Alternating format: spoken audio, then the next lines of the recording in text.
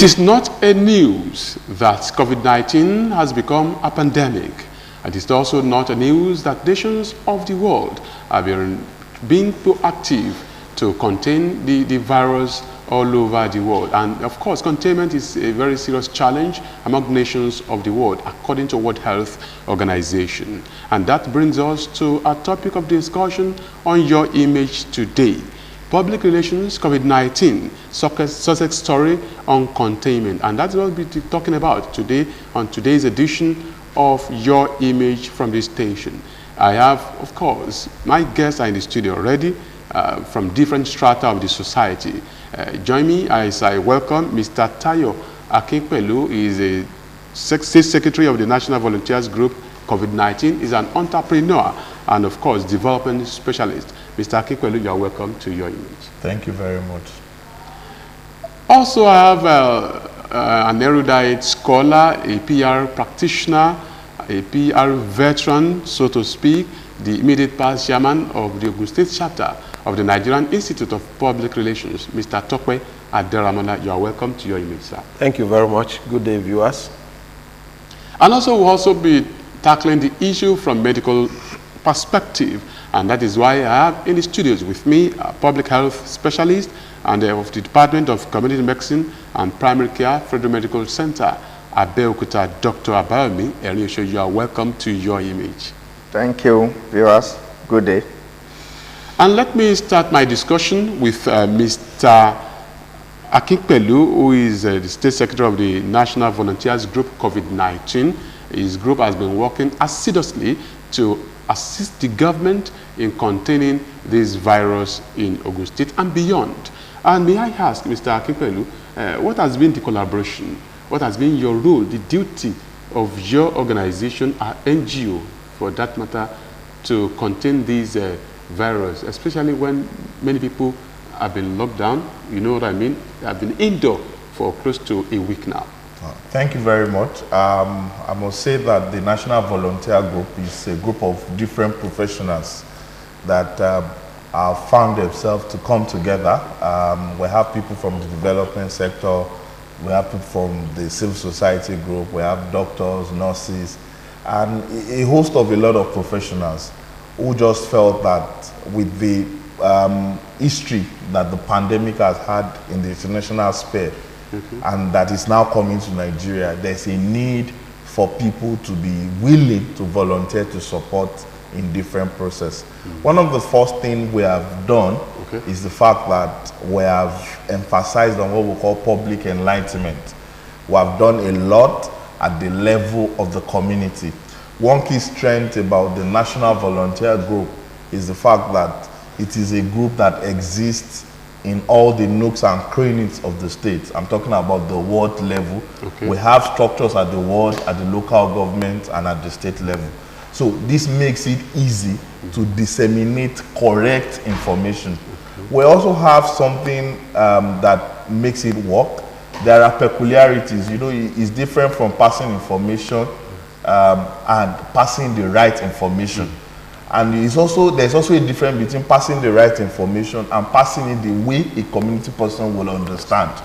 You know, in Ogun State, we have dialect. There are some of Yarisi that is there that does not understand. Speaking their language. You understand? Coming to their level. Yeah, so one of the things we do is to come to their level. The second thing we do is we also collaborate with the government to also provide up-to-date feedback to ensure that, yes, you are doing certain things, but these are some of the things that we are seeing. These are the feedbacks we are getting from the community.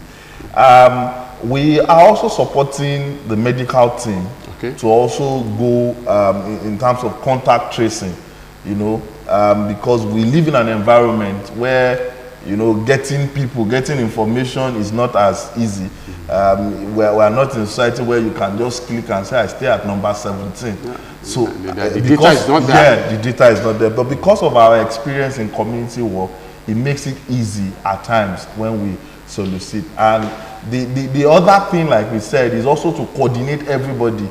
There are reasons. At the moment, we might not have done much in terms of what we have, but we have looked beyond now when we do not pray for it, but if it happens, we would not, if we have community infections, at that point, everybody needs to be on the table. We have to fight it together. It won't be about what has government done. People are ready to donate, people are ready to give services. For example, one of the things we've done, at the moment, the major thing we needed to do in the state was to get isolation centers and treatment centers.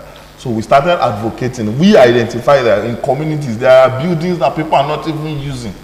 So we were able to get one building in Ijebu axis, which was related back to government to say this facility is also available. And did you work hand in hand with medical experts to ensure that that building is actually good for Yes, that's for the government to now do. Okay. I mean, this is just a facility that has 50 rooms, and we were able to get the owner to also donate it at this particular time. It is the responsibility of government to now put it into use. I'm sure when they're able to do that, they will possibly officially announce that facility also as an isolation center. Okay, thank you very much, Mr. Akime. Let me go back to Mr. Atope Aderamola. Now, sir, we're talking about containment and the PR approach to it.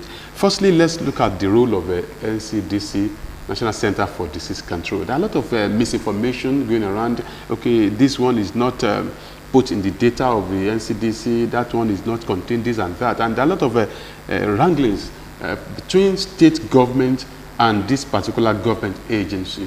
Do you think that's a good PR approach in that aspect, sir?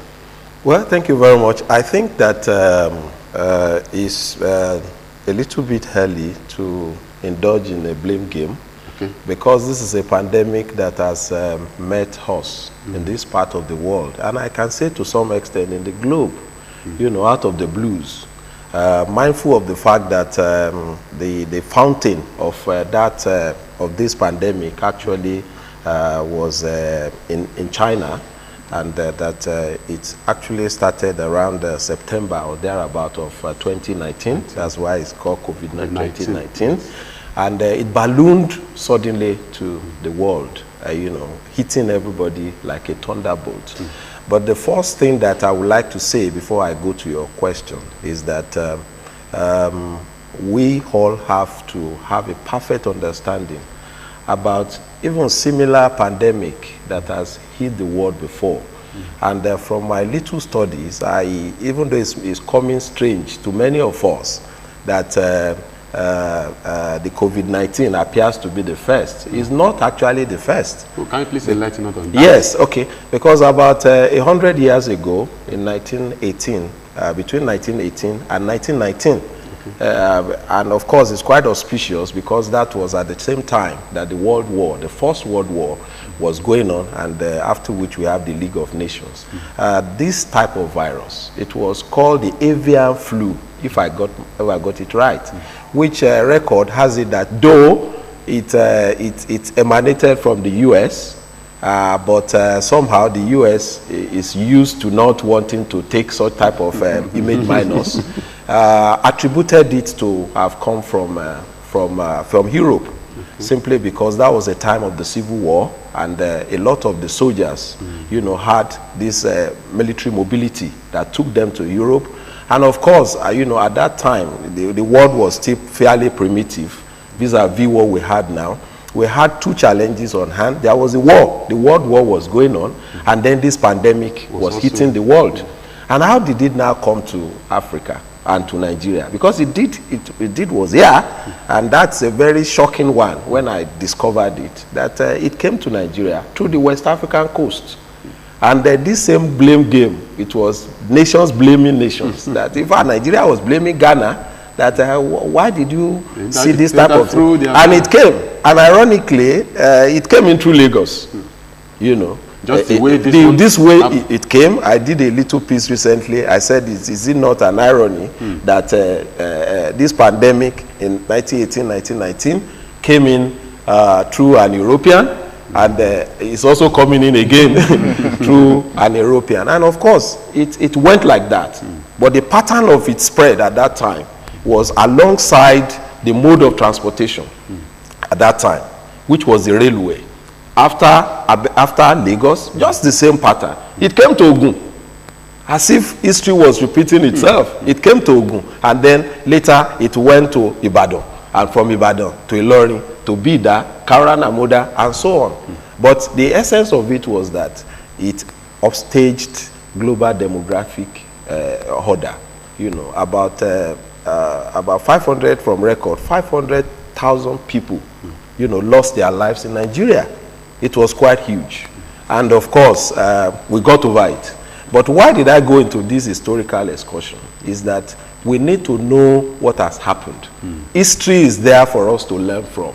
But unfortunately for many of us, because we have this lack of penchant for history and for going into the records, we lost sight. Even when the solutions are there, we lost sight of it instead of dusting it up. I want to tell you that if anybody who is hearing us takes time to search out what I've said, there is nothing new under heaven. We had isolation at that time. We had quarantining at that time. We had lockdown at that time.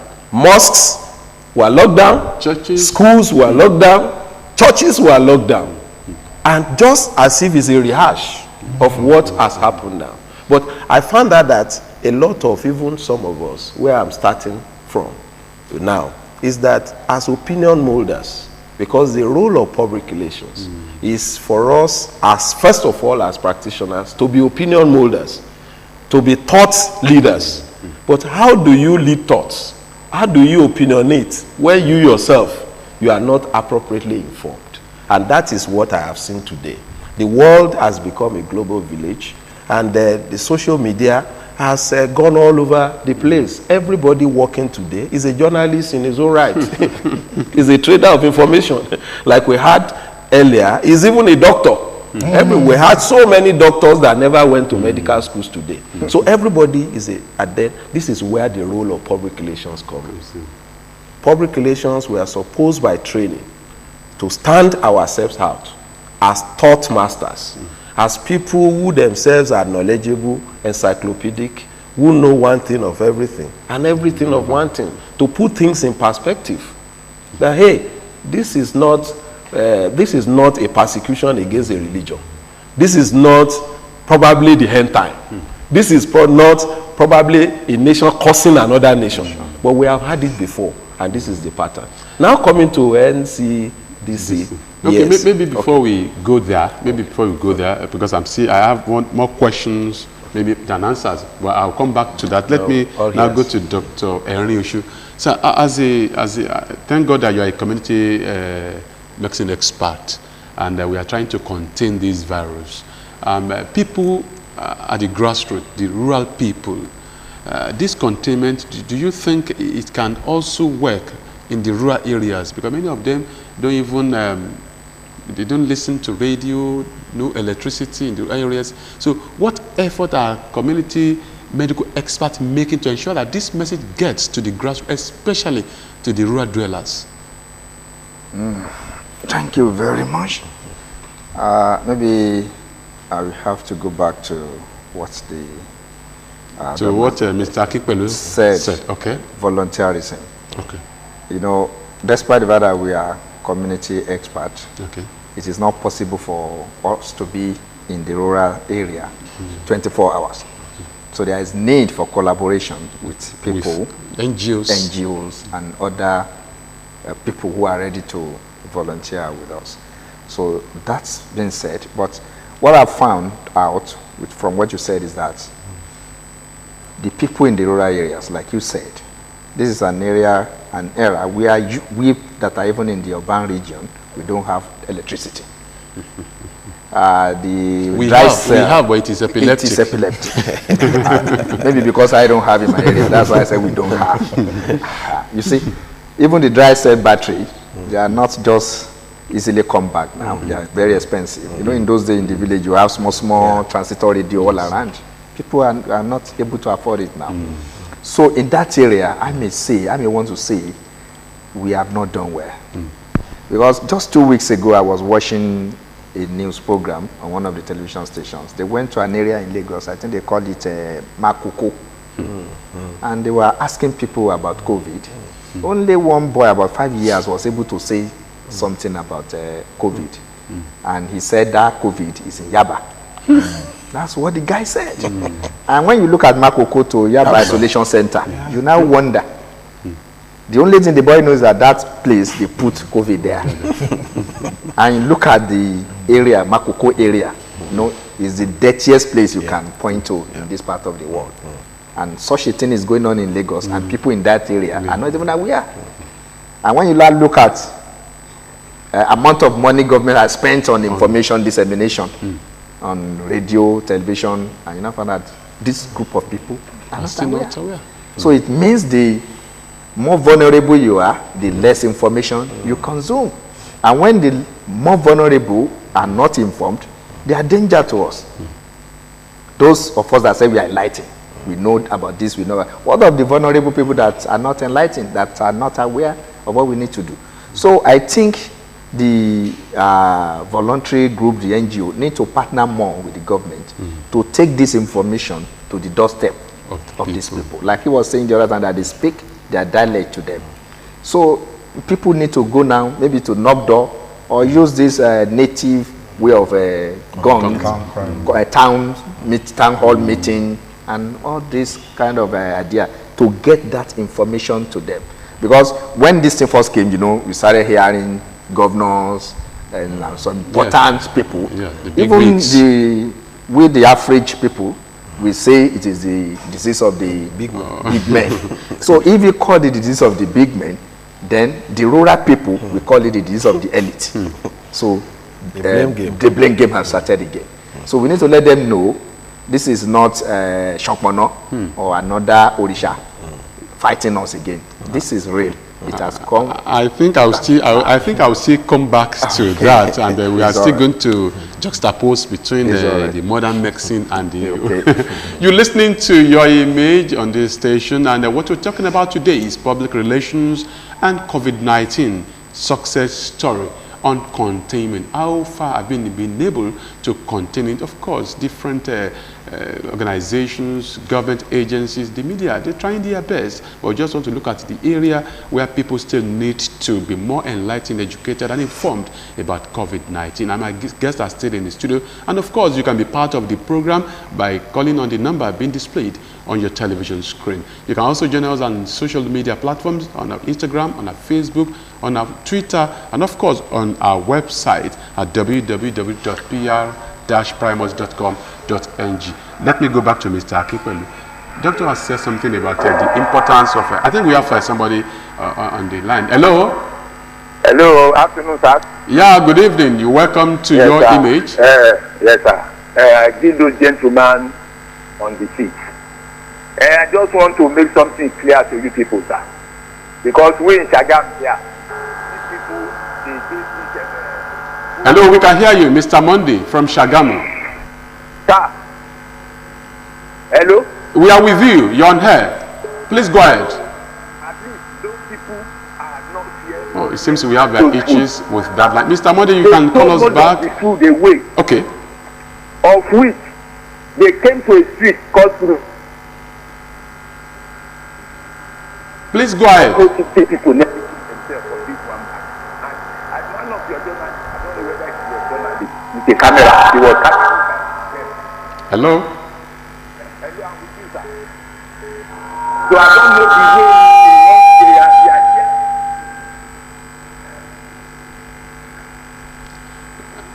here. Maybe you can call us back. Maybe you can call us back, Mr. Monday from Shagamu. I think was trying to ask on the how they can actually contain that particular. So let me go back to Mr. Akipelu. He was talking about the rural areas. Are you being empowered to do this thing? Because when you are talking about containing this, and we could see that there are a lot of fumigations going around the town, and I don't know whether it is extended to rural areas. But what is the organization doing and other NGOs to ensure that? I'm still concerned about the people in the rural area, because when you are talking about containing it and people still don't know that you have to keep some distance when you are communicating, you still have to avoid crowded places, how you do this and that. Are they informed about all these precautions that we need to do? Do they even know that you need to wash your hands for a long time? They don't have running water anyway in the rural areas, but sanitizer and the rest of them. So what are you people doing to ensure that they still know that they need to be precautious of certain things? Well, thank you very much once again. Like I said, we are trying within the ambit of what the law would allow us. Like I told you, our movement is a national movement. In states where there are no lockdowns, there is continuous sensitization. And for our state, where we have the lockdown, we are still in discussions with the government around how to make sure that this goes more in details. It is not that nothing is being done. There are a lot of things. For example, there is increased media jingles, media awareness going on. But like we said, people prefer one-on-one contact, especially where they can ask questions, they can understand in depth. So we are still in discussion with the state government on how best we can still walk around, even with this lockdown, because the lockdown also has a role to play. I must quickly emphasize that, you know, the responding to the epidemic requires different things, about 7 things. We call them 7 pillars. Okay. There is treatment, there is containment. Yeah, I mean, there are about 7 of them. And I must tell you that the government is already have... Okay, let's quickly take this call all the way from Kwara State. Hello, Mr. Enrisho, good evening. Hello, good evening, sir. Yeah, good evening. I just like to point out 1 or 2 things about the PR side of COVID-19. Really, the government at all levels, they are making a frantic effort, you know, to put in place measures to ensure that this is not, the spread is contained. But the fact that please go ahead. We can hear you. They still don't understand the reason why they have to stay at home.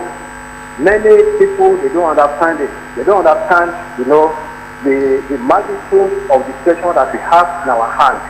And I really like you guys that are in the media, you know, to do more in educating, especially the people that areas, you know, they need to be more educated. You know, we need to engage in a vernacular PR. You know, vernacular PR, where we move from street to street, you know, with a loudspeaker, letting people know the major reason why they have to stay home, letting people know, you know, the impact of this disease that is ravaging everywhere around the world. So it is very, very key that we do more. Okay, Mr. Enrisho, your question is noted. Let me direct. It's okay. I think we have noted your question, and let me direct your question to my guests. All of them will have to respond to that. Because talking about the containment, do people know why they are home? Do they know the reason? Do they have enough enlightenment on why they are asked to stay at home? Okay, like we've been saying, one thing is that information is not complete until there's communication. What do I mean by that? Until people understand. You and I, we agree that that information has always been made clear at the media level.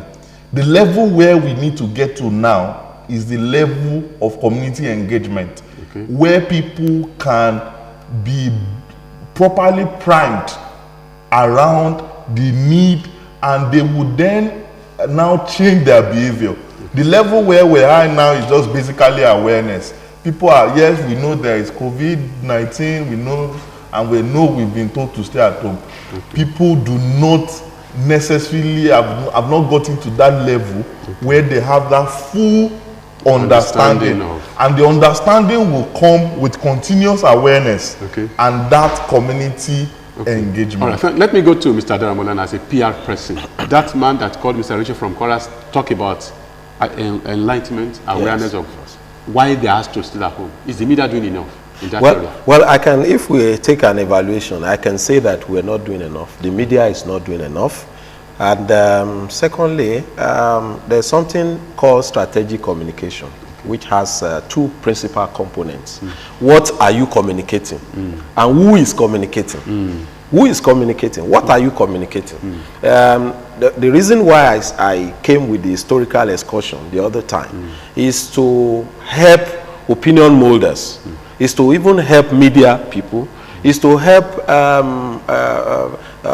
people who are the avant-garde of information to be able to inform the people that, look, what we are experiencing today is not new. It is something that we can get out of.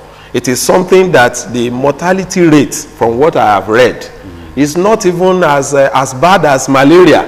From what I heard, a medical doctor can disprove that. It's not as bad as malaria. So people should be, their minds should be put at rest. And they should also, the content of communication should also be that this thing can be contained. How? Social distancing. The lockdown is not punitive. It is actually to help everybody and to break the chain of the spread. Okay. Finally, let me go to Dr. Erniosu. We are talking about containment, but these days, I overheard some people talk about being afraid to go to hospital these days, not because they are afraid of going there, but to avoid contacting people who might have contacted the virus one way or the other. What's your position on this? A quick one. Well, it might be true, and that we also come from lack of proper risk communication and community engagement. Okay. Because it's the same thing we have been saying. You know, I said we have not done it well. Because when you look at the literacy level in this country, it's over 70%. 70% of us are not well educated to take things easily and understand it. Okay. And 70% of the Nigerian population are in the rural segment. Okay. Only about 30% of us are here.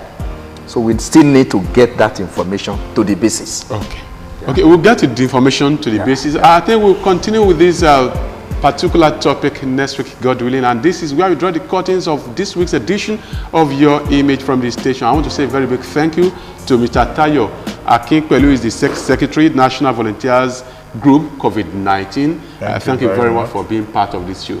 Also, I want to say a very big thanks to Mr. Tokwe Adiramola, one-time chairman, NIPR in Ogun State, and a veteran PR practitioner. My pleasure, my pleasure. And of course, not forgetting Dr. Abayomi Erniosu is a public health specialist, Department of Community Medicine and Primary Care, FMC. Abeokuta, thank you so much. Thank you. I'm sure we'll continue next week, God willing, with this topic.